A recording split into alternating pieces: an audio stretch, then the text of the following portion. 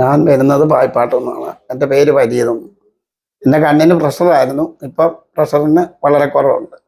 ഞാൻ ഒത്തിരി അടുത്ത് പോയപ്പോൾ എൻ്റെ കണ്ണിന് നീർക്കെട്ട് ഉണ്ടെന്ന് പറഞ്ഞു. അപ്പോൾ നീർക്കെട്ടുള്ളത് കൊണ്ട് ഓപ്പറേഷൻ ചെയ്യണമെന്ന് പറഞ്ഞു.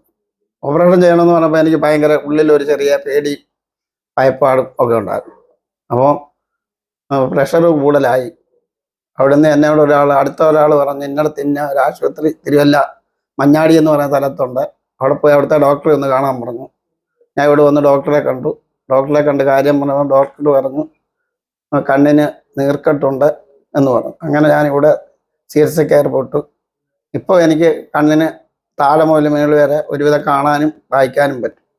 ഇപ്പോൾ ലാസ്റ്റ് നോക്കുമ്പോൾ 9, ഏറ്റവും കുറവ് 9, 9.25, 11.25 ഒക്കെ ഉള്ളൂ. ഇവിടുത്തെ ആൾക്കാരെ, ഇവിടുത്തെ ട്രീറ്റ്മെൻറ്റും ഇവിടുത്തെ ആൾക്കാരും എല്ലാം നല്ല ആൾക്കാരാണ്, നല്ലവണ്ണം സഹകരിക്കുന്നവരാണ്. ഡോക്ടറാണെങ്കിലും അതുപോലെ തന്നെ സഹകരണമുള്ള ആളാണ്.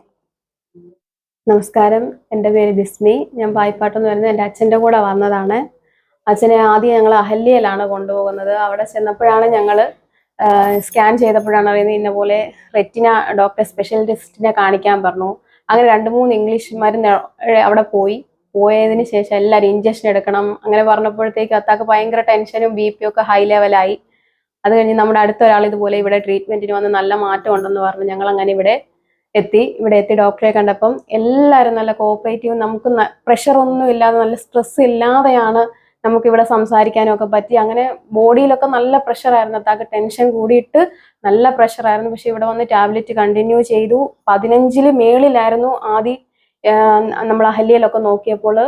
ഇപ്പൊ ഇവിടെ വന്നപ്പോൾ ഇപ്പൊ 9.25 വരെ എത്തി നിൽക്കുകയാണ്. ഇപ്പം 5-6 ലൈൻ നല്ല ഷാർപ്പായിട്ട് വായിക്കുന്നുണ്ട്.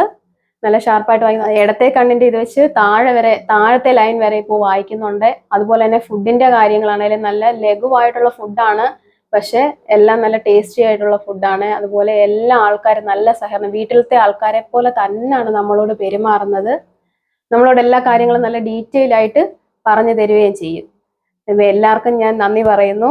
ഒരുപാട് മാറ്റമുണ്ട്.